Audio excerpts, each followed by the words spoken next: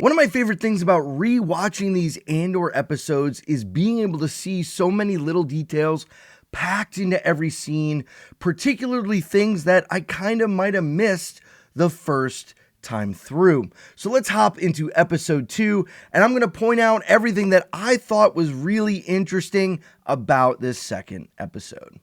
I don't want the Gorman Project. Now, this quick little scene here with Dedra saying that she doesn't want the Gorman Project is a really, really important scene. I actually have an entire video coming out talking about Dedra and her involvement here in this project, but I think we can't just fly past it because there is a line or two here that really builds what's happening. First off, it's been a year since what? Since Dedra has brought about this idea and this theory of Axis and the rebels and everything come together.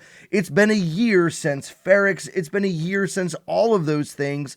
And she doesn't have anything substantial to back up her claims. So that means the rebels have been super cautious, super careful, that the funding and looking into Mon Mothma hasn't been a thing, that they haven't really been able to dive deep on anything that happened on Ferrix. In fact, they probably just closed the doors on that whole chapter and moved on. I mean, the very fact that she's not even allowed to chase down this Axis lead anymore means a whole lot that the rebellion is doing what it's supposed to do in the shadows. And this idea of Gorman being a gift while looking like a demotion, really the idea is if she's able to provide the Emperor what he wants, what he needs, well then she in fact is going to be on the fast track to the inner circle at the Empire. She is going to be able to skip all of the ISB battling nonsense that she's kind of fighting and instead be shot out of a cannon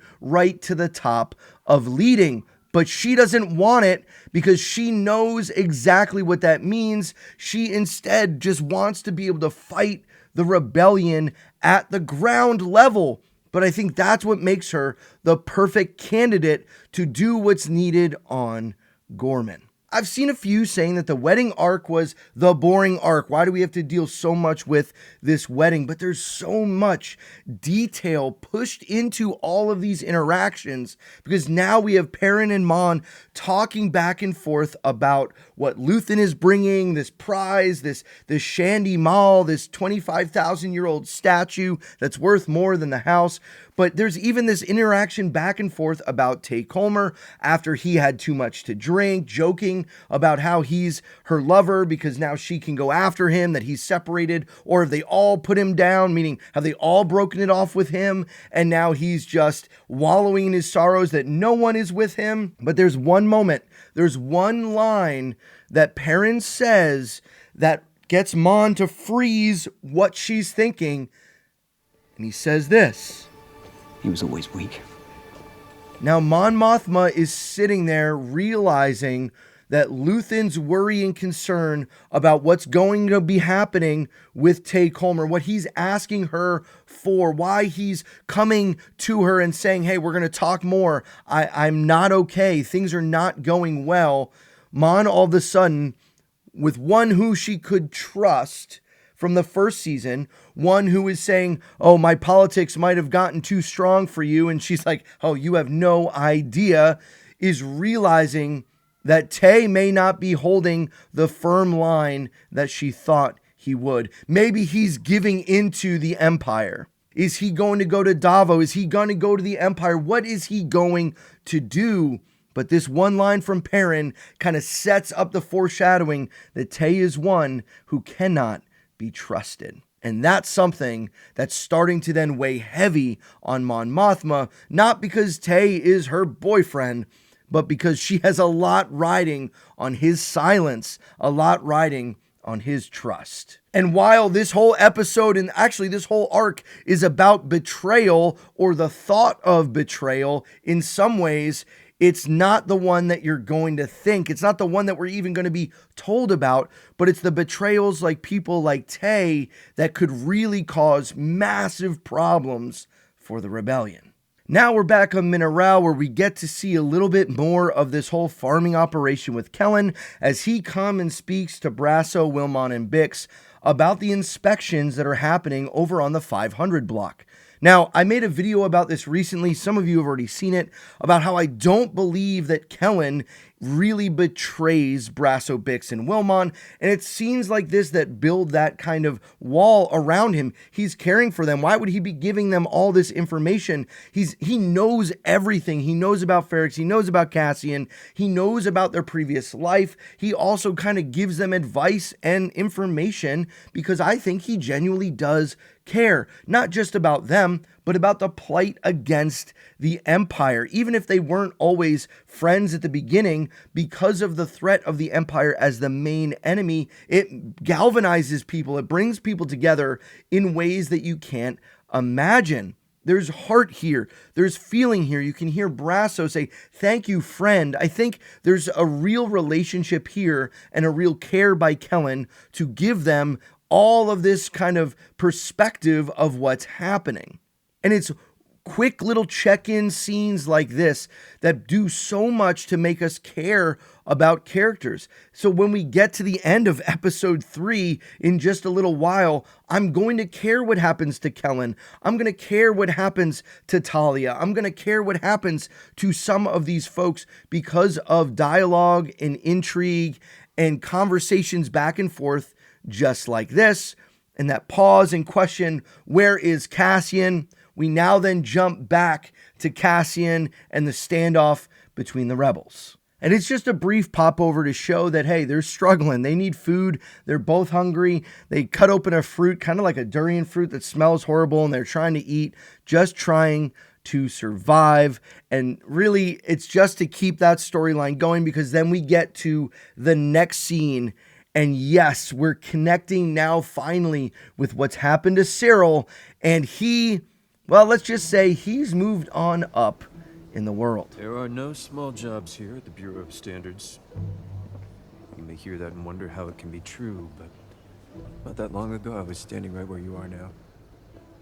And Sirill kind of gives us the backstory of how he uncovered all this corruption, giving a little bit of room in his daily quota, making sure he got all his work done, and then spending just a little bit of time digging and digging, not for Cassian Andor, but instead looking for corruption at the Bureau of Standards. And now he's in a role of power, which seems to fit him really well. He just wants to be the one in control, and he's kind of giving the same spiel that he heard, that there's a future here for those who dare. Things have now flipped for him. He's in a much better place coming off of Ferrix. When we last left him, it didn't seem like he was going to be in a good place. He was at a dead-end job, or so it looks like, and he had just maybe found his love of his life as he saved Dedra from the mob. And now this is when we connect back up with him. We hop back to Minarao. If this feels a little herky-jerky, like we're going back and forth,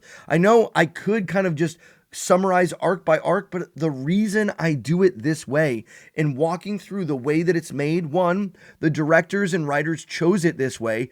Two, it keeps giving breadcrumbs. Instead of telling an entire arc story and then moving to the next and then moving to the next of all of these plates spinning in the air, we get just enough to be like, I want more. I want to know more about Sirill now. I want to see more of what's happening. And I'm just going to then have to put that on pause while we get more of, the other storyline that I also want more of.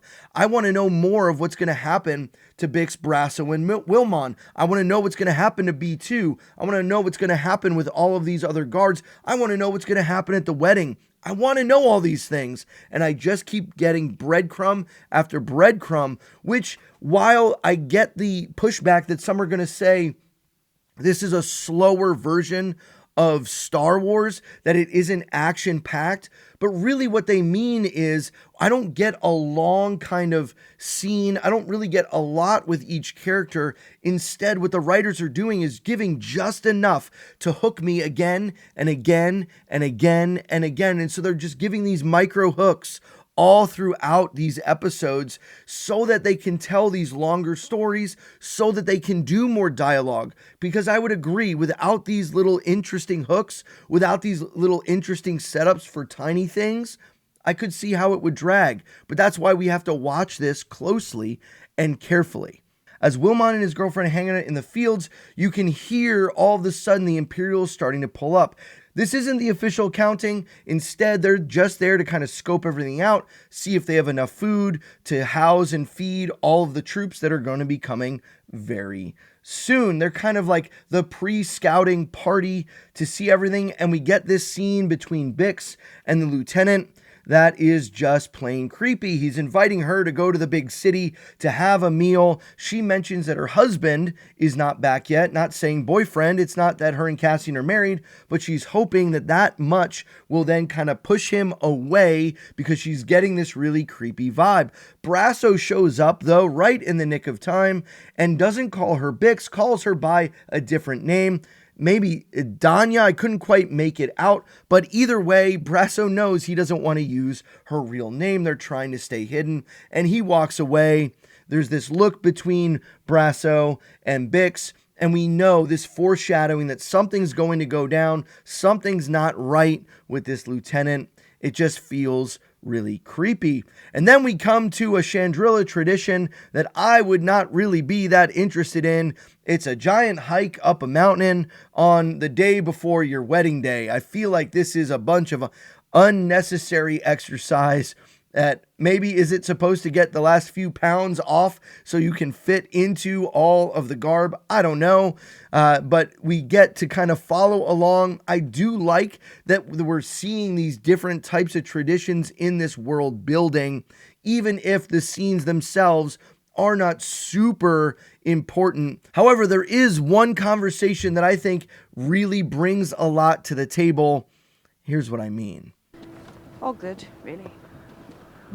Bad timing. I'm sorry. There's work to be done.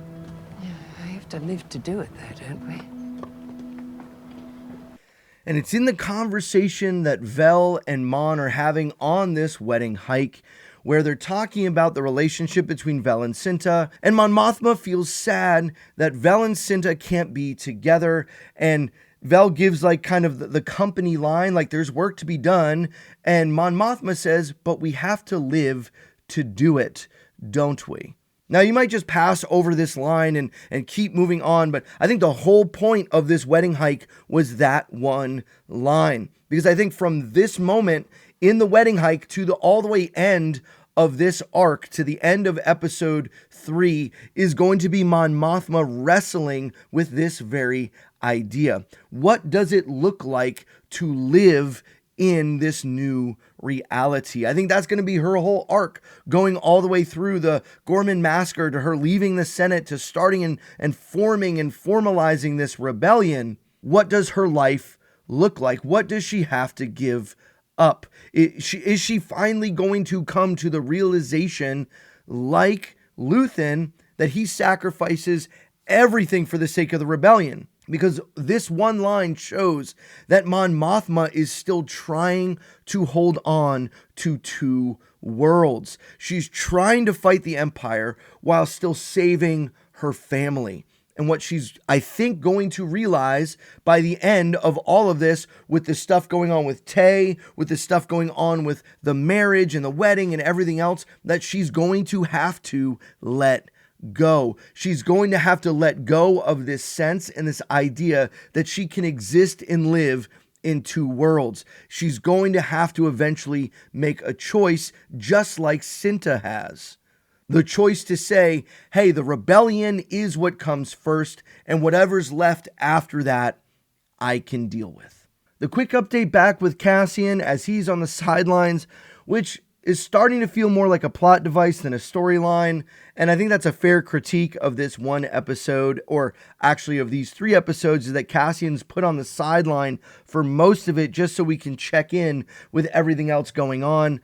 But regardless of that, they're trying to move the TIE fighter to get it into view, to turn the guns, which, one, it's interesting, they don't even know how to turn the ship on. 2, if they do that, what do they actually win by destroying everything else? They have no pilot, they have nothing. None of this feels like a good plan. It just feels like, oh, that's what they're up to. Because then we get to the next scene, and this is where things start to get really weird. It's so creepy. When when Dedra puts her hands on his face and was like, "We are not going to cancel this. We're moving ahead." There's just this weird dynamic and power structure and control. It is so weird to see Dedra with her hair down, listening to classical music, but this is the weird, creepy, sterile kind of, as we've heard before, hermetically sealed kind of relationship that they're now in.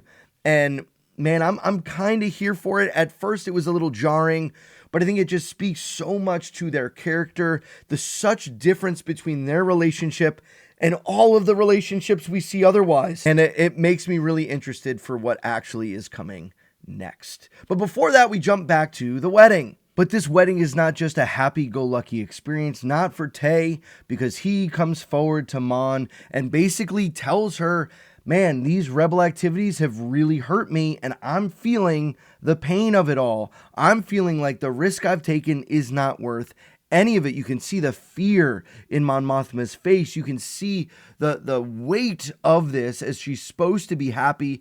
Her face is just stark. And there's even this line from Tay's, like, where he's assuming that she should have just known all of this without him even communicating anything. It's really kind of hilarious and shows how weak he is, just expecting her to know what's going on, like she would care to pay attention that closely to his life. And while all this is happening, Luthen is watching, observing. He sees the pain and the change in Mon Mothma. He sees the drinking and the conversation, and he knows something is up. We're back in Mineral now at a campfire as everything is being discussed of what direction to go. Should we go to 500? Should we go back somewhere else to hide? And Kellen makes it clear they want to know who's been living here. Talia tries to say, hey, I'll take it. I'll say that I've been living here. There's clearly a disdain from Kellen for what's happening, not against Bix, Brasso, and Wilmon, but instead against the Empire. All of this is something that he detests, he hates. His hate for the Empire is made crystal clear. It's like we're being set up to see that what's going to happen in future episodes is not what it always appears. And as we head back to Coruscant with Clea, as she's going to try to reach out to everyone, we get more of these kind of Easter eggs hiding in Luthen's shop. That's usually where we see a lot of them. We see Padme's headdress.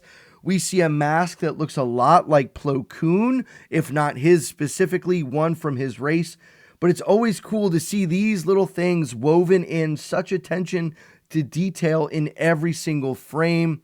And now we're going to get Clea trying to reach back out to see what's happening with Cassian, to see what's happening on Mineral, if they can get some information to make sure everything's going okay. And now Luthen is pressing the issue with Tay, saying, what does he want? What is the number? How much does he want to make this all go away?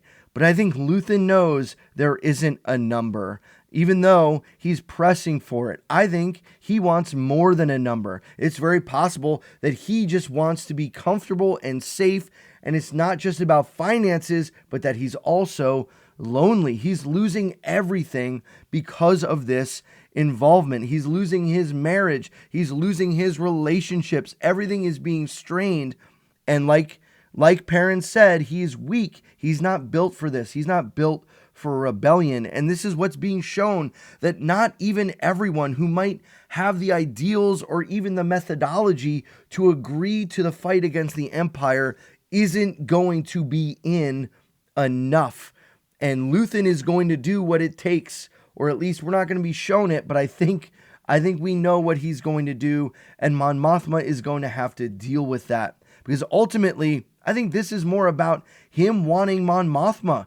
Now, that maybe is a little bit of a stretch, but is it that hard to see? This is where Perrin has been kind of going with the whole thing. He sees that Tay wants more than just money. He alludes to it with the boyfriend talk and the affair talk. I don't know. That's just kind of a theory that gets left out there. Let me know what you think down below. Now let's hop to Perrin's speech, because I think the speech that Perrin gives, this is the first real airtime that we've given to Perrin in any of the seasons. He's been there, but as kind of a side character, throwing in a line here or there. He's been the one who's just been to the side of Mon Mothma. Now he takes front and center stage. So there's a lot more that's happening just in a wedding speech by the father of the bride here. It's world building. It's showing the tradition of Chandrila, sharing this truth and drinking to a toast of health and happiness, while reminding them that pain is always going to come, that you have to look past the pain and find the joy. And he lists a number of different things, but did you notice how in watching this scene, while he's saying that, the music shifts, and all of a sudden then we're looking at the camera angle at Luthen, then it pans back over. Luthen is not watching Perrin. Luthen is watching Tay. As Tay watches Perrin, Tay looks still miserable and sad. He's not laughing at the jokes. He's not falling into this. He's already in this sadness. This is exactly what Luthen has done. He's made his mind locked off to all of it. He's not just going to search for the joy. He's going to keep his eye on the prize of winning the rebellion. It's in this conversation that Luthen is deciding, you can see it coming, that he knows Tay is one who cannot look past the sadness. Tay is not one who's going to find any joy anywhere. He's just going to be stuck where he is. And it's in this moment that I think the decision is finally made, that he knows what has to happen apart from Mon Mothma. Now, I do think it's interesting, too, the eye contact, and there's almost a rekindling between Perrin and Mon Mothma during all of this. And I think we're going to see even a little bit more. This is Mon Mothma looking to Perrin, and by the time we get done with episode 3, we're going to see Perrin looking at Mon Mothma differently. We'll get to that a little bit later. I also don't think we can look past the understanding that this is the title of the episode, Sigronatima, this toast. Now, Perrin says he's giving the Sigronatima salam, which is kind of this truth that he's sharing. But this toast is the pivotal moment, is the point of this episode. And it's this toast that so many things go into movement. Like I said about Luthen, like I said about Perrin. But it's this truth that we have to look past the sadness to the joy. And for those that are fighting the rebellion, it's looking past the sadness and the pain and the suffering that might come before you to the joy of winning. And that's what we have seen time and time again that has to happen. You're going to have to see that pain and get through it to the other side. This is the truth about life. This doesn't just apply to rebellions, but if all we do is ever focus on the things that are happening, our circumstances around us, the world around us, the pain and the suffering around us, the death that we feel, the challenges before us, we will be crushed. Our soul will be pushed and we will just turn into ourselves. I think this is partly why we are such an anxious and depressed society today, is because we have no concept of how to cope with pain and suffering. We have just used thing after thing, whether it be alcohol, whether it be social media, whether it be whatever it be love, or we use everything in our world, in our life, to numb the pain and to just try and find joy.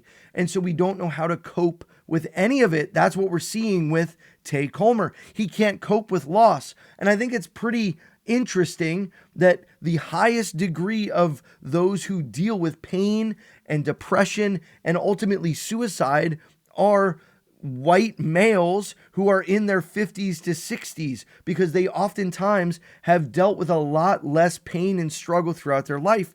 And so it's no wonder that Tay Colmer is really taking this hard. Why? He's probably never had anything hard in his life. And so when that hard thing comes, if you have not prepared for it, if you have not worked for it, if you have not learned how to cope with it, you're going to crumble. And this is an important message to all of us, that this is why we we need struggle in our lives. This is why our kids have to be able to learn what it is to fail and to learn on their own to get stronger. This is kind of what we heard going back to that wedding hike. We heard Lita talk about how my mom will never let me do that. She's had a sheltered life. She's never had anything hard happen to her. And this is why her first fight with her betrothed is that they won't hold hands, and so they have a fight. Why? Because she's never learned how to figure this out on her own. This is partly why I think she's drawn back to tradition.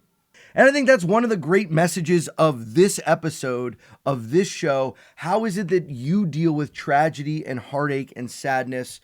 Are you going to be one that kind of rises above it and looks to the joy? Or are you going to be like Tay Colmer, where you wallow in it and you try to take others down with you? Then the episode ends with the most ridiculous game of rock, paper, scissors. It was really frustrating that they just didn't have a fight. Even when he asked, what does it mean? He says it means submission, total submission.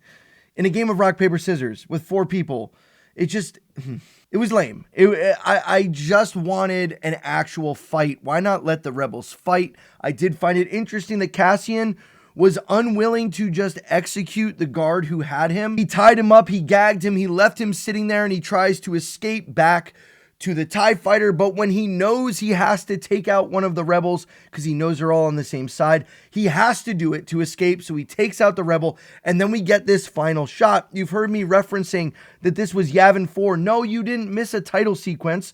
No, you didn't miss another line. It was revealed here at the end of the episode, and this is what is so amazing about Andor.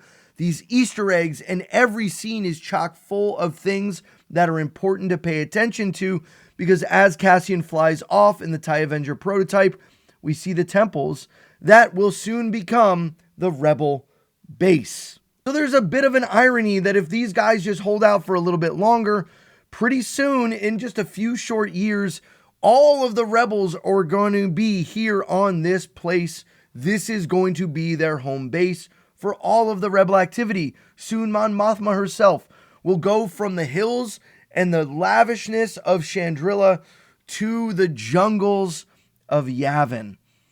It is quite an interesting play back and forth. Now that we see that, we understand the lavishness and everything talked about and seen at the wedding is contradicted, or at least contrasted, by the lack of food, the lack of shelter, the lack of safety that we see on Yavin with all of the creatures and everything else going on. And that's what Mon Mothma is going to have to deal with. That's what she's going to have to give up in all of this. But she's not going to be like Tay Colmer. She is much stronger than he is. And that's what this whole episode is really about. It's building in this understanding of who these characters are. Absolutely phenomenal. If we just took out the rock, paper, scissors, I would probably give this episode a 9, but because the rock, paper, scissors, I gotta drop it. I'd probably give it like a 7.5 and an 8 because it just felt that cringe. They could have done it in so many other ways, but even just a hand-to-hand fight, I think would have been interesting enough. What say you? What were some of your favorite parts of this episode? What did I miss? Guys, thanks for being here. If you missed my episode 1 breakdown, that's right here. And if you want to see my video breaking down what I think is so important about that scene between Dedra and her desire not to take on the Gorman Project, make sure you subscribe for all of that. Thanks for being here. Remember, the Force will be with you always.